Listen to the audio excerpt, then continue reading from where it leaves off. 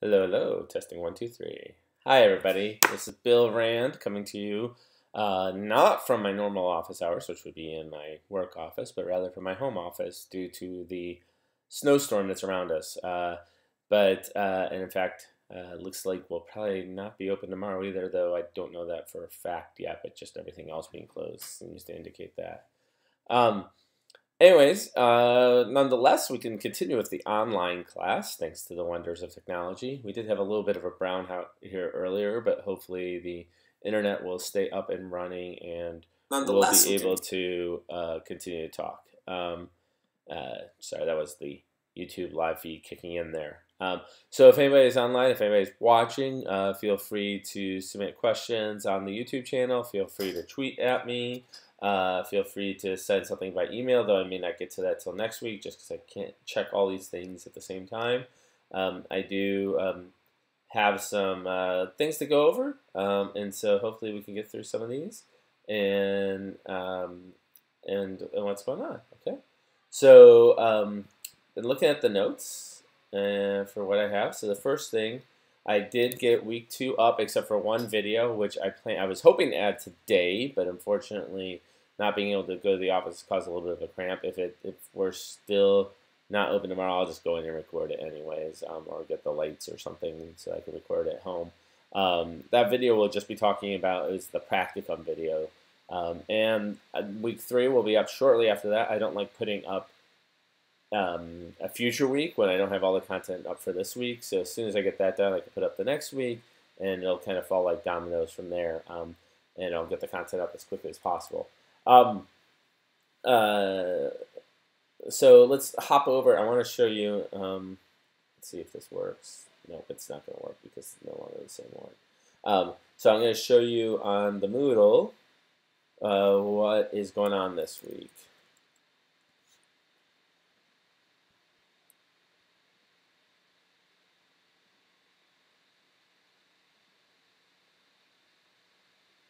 That is not what I want to show. Sorry, that is incorrect. Let me show it. Sorry, just gotta get all this up and running. Like I said, authenticate. Hopefully that won't take too long. Approve. Okay. Okay. So we should be able to get this up and running. View, window capture, browser. Okay, and home. So dashboard, there it is. Okay. Okay, so there we go. Let me just bring that up, make that a little bit bigger. There we go, and turn off my laptop here in the background. Okay, so we, as always, I went up and updated on Monday the content, so you should be able to see the new everything going on with this week.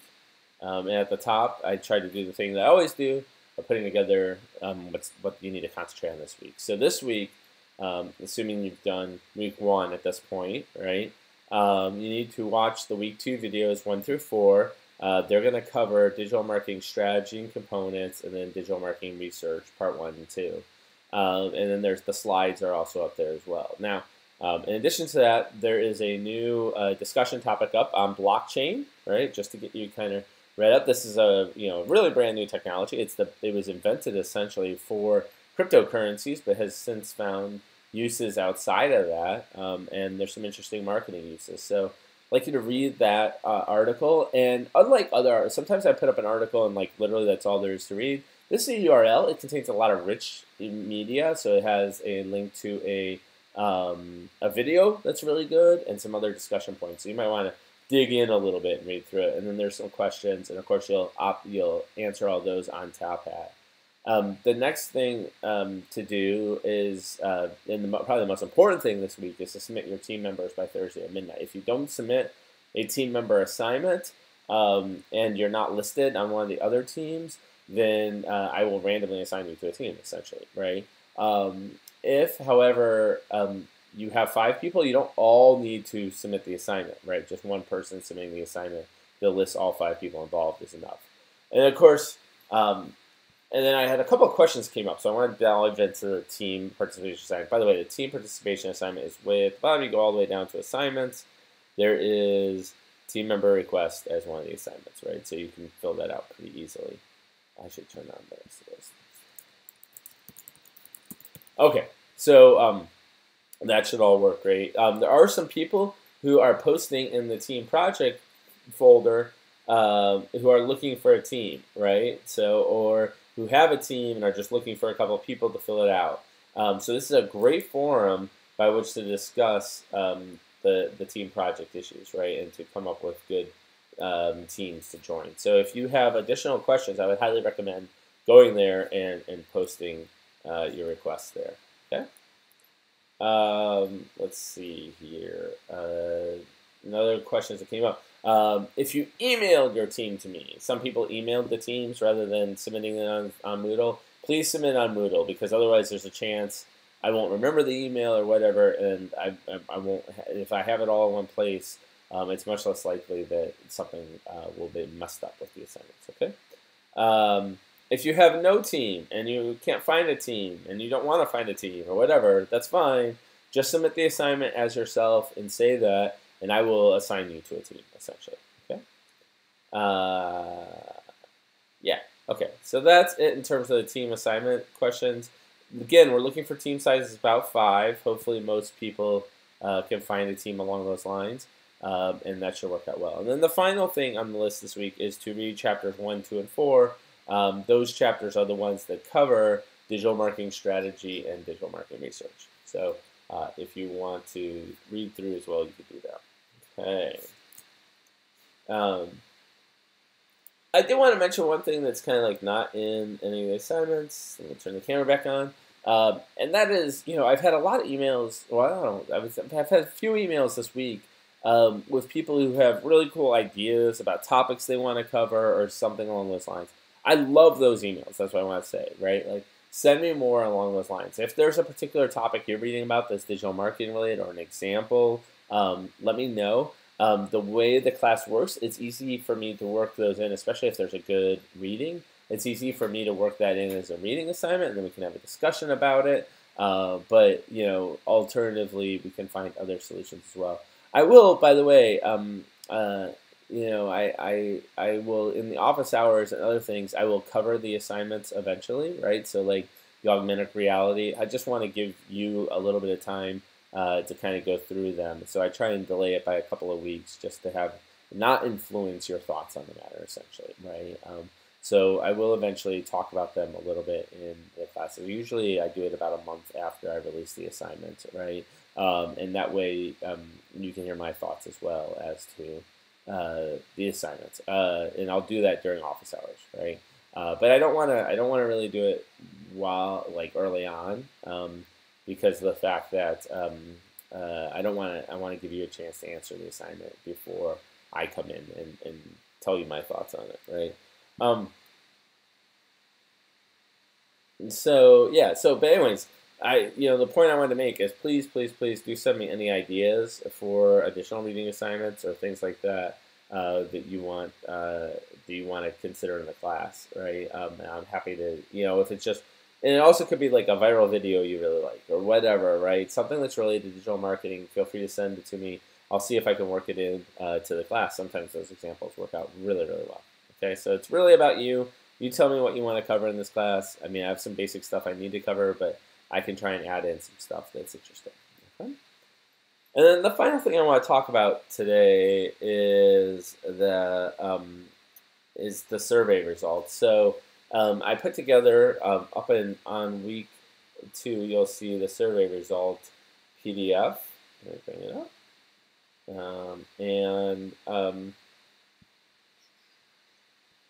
And this essentially is, I always like to present back to you what you've told me, right? So this is kind of so you understand what the rest of the class is thinking, right, or doing in some cases, right? So this is the 2018 survey results, right? Some of these graphs are a little hard to read. If you're really interested in the details, feel free to shoot me an email. I can give you the results. But most people are doing some sort of marketing as their basic, as their concentration. It's a little bit over in supply chain, a little bit over in IT and entrepreneurship, right? But some form of marketing. Right? Most people have not ever designed a web page or a website in the class. By the way, the online section is 45 students right now, 44, 45, and the offline section is 25. So this was I got these results after most people had filled out the survey. Right, there's 63 responses so far. Oh, this is actually a typo. I need to fix this slide. I'll fix this. So most people are having a clue about how to even design a web page. Some people are somewhat comfortable. Some people are comfortable. Maybe they haven't done it before, but they at least know it. Obviously, most people have not used any of the languages, but the language that most people are somewhat comfortable with the most is HTML, which we will talk about later in the class. Most people have not designed a social media presence for something other than their own Facebook or Twitter page, for instance, right? So they haven't built a social media presence for someone else. Most people think they know what cloud computing is, and this is a term actually that has become more and more popular in the press.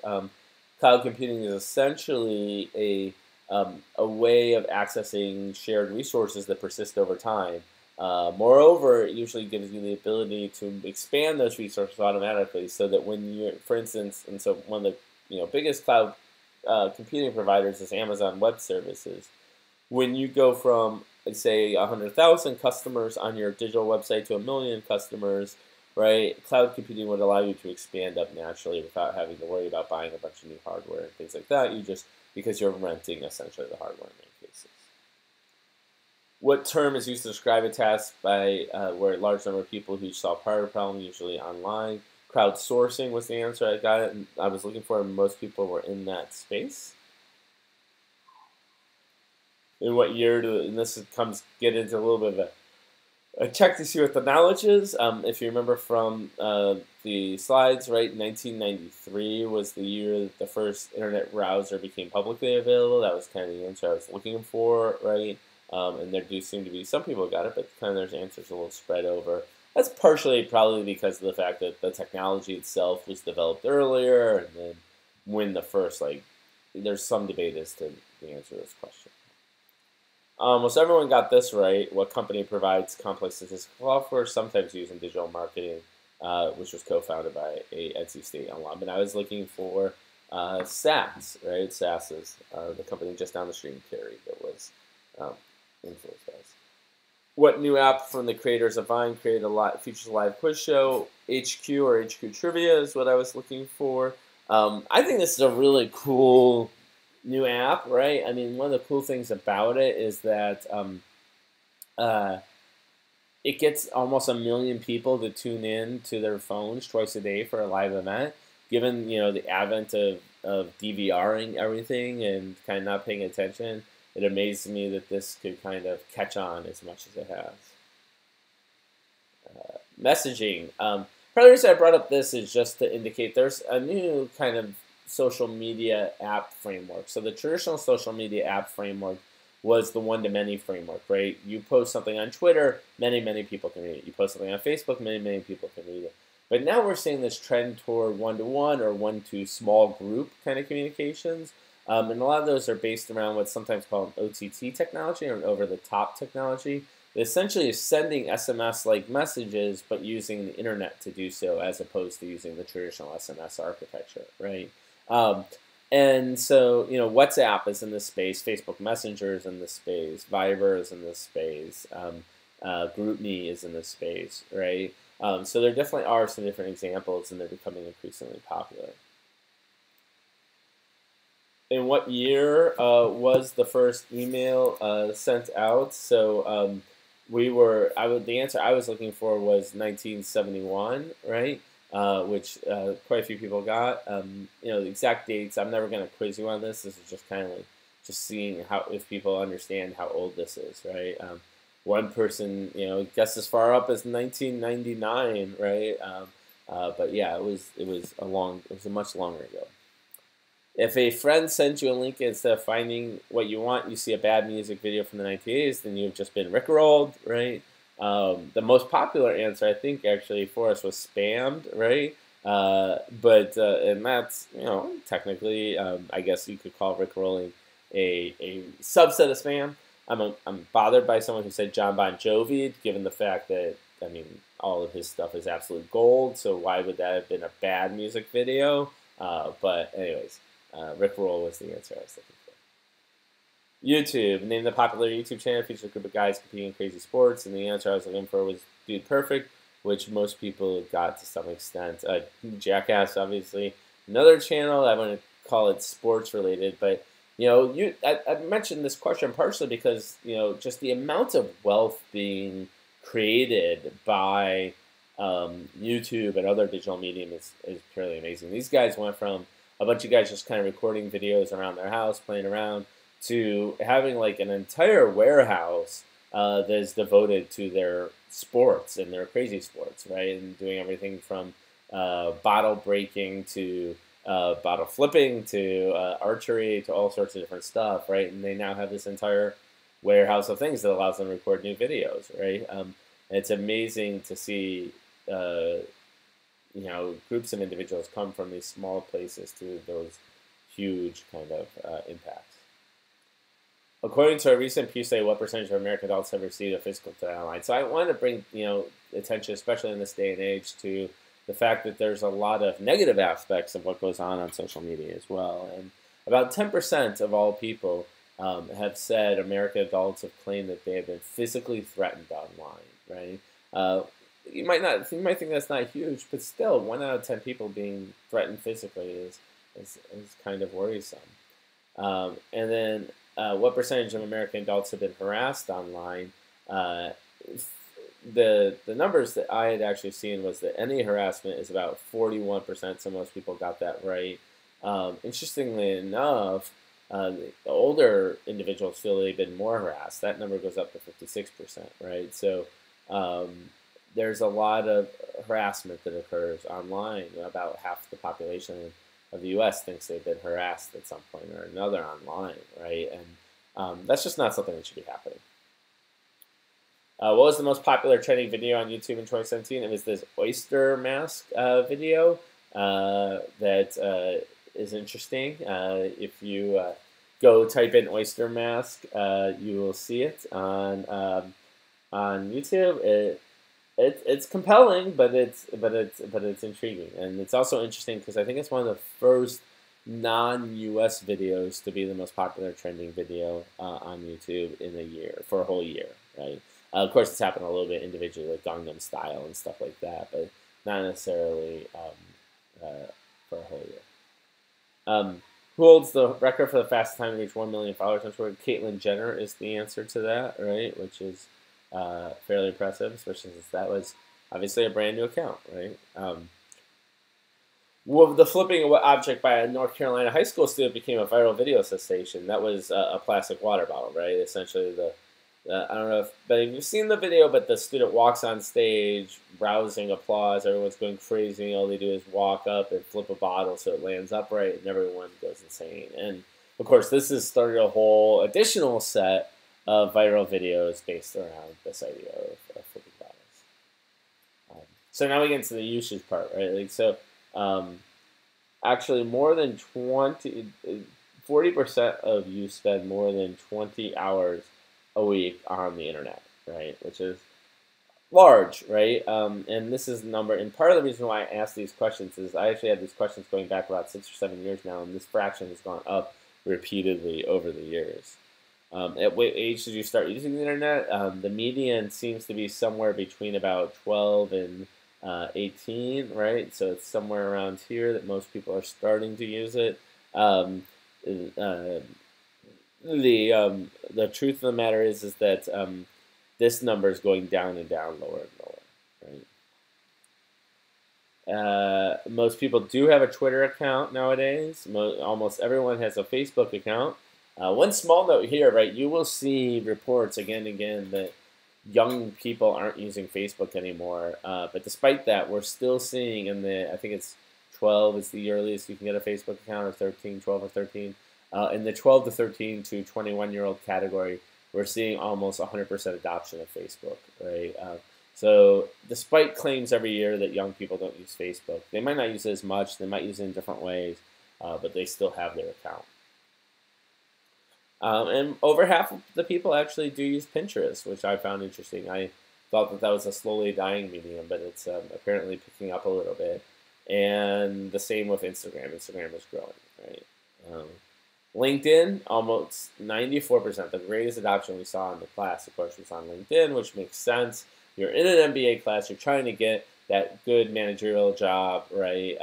Having a LinkedIn account is almost a necessity. And no one contributes actively to Reddit. So that's kind of one of the more up-and-coming social media. Apparently not well adopted within this class yet. And a few people have their own blog, but most people don't. And 2/3 of the class had known someone who'd gotten married as a result of an online dating site, which is great and cool. It's amazing to me to think that these things did not even exist, in the late 90s-ish, right? And so now they're taking off to the extent to which they are. This I found interesting. So when asked where you got your current events, the plurality of answers was on social networks, right? But radio, traditional online news, right, which I mean to be CNN, New York Times, traditional TV, those three sources all got a fair number of responses as well. There has actually been a theory that we're seeing a little bit of a backlash against some of the online news, such as Facebook and Twitter, and instead resorting to the other formats, primarily because of the fact that people think that the traditional formats might not contain as much fake news, right? And so we have seen kind of a movement in that direction. So that's consistent with what we observed. Most people do access the internet on their iPhone, with other smartphones and laptops being clear seconds. Email is checked every hour by a plurality, and the largest chunk of the number of text messages people send is about 5 to 15 times per day, with over 30 times a day still getting a quarter of the users out there, right? And I've taught this class at the undergrad level before, and at the undergrad level, this number goes even higher, right? So it's amazing how much texting has become part of the culture in society, especially from digital marketing. So part of the reason why I do this survey, right, is so that you can kind of see quickly how some of these insights might be useful to you. Imagine that instead of this being a class, right, where you're answering this to provide me with some insight as to what's going on with my class participants, instead imagine that I was a company, right, and I'm trying to develop a new digital marketing plan, right? Then I could conduct a survey much like this of maybe a sample of my population and quickly garner some insights. And literally this kind of stuff takes almost no time at all, right? But it provides you with data that might help you understand your consumer population. And we're going to talk about how to do that better in the video on digital marketing research, which you may have already watched, right? But that's going to give you a good idea as to how to do these in more efficient ways. Okay, that's basically all I wanted to talk about today. I'll just quickly check. I don't think I've seen any questions come in while I've been talking, but that takes care of everything. Yep, so we're all good. Okay, thank you for everything, and if you have any questions, concerns, comments, please shoot me an email. Otherwise, I will see you next Wednesday at 5 p.m. Take care, everybody.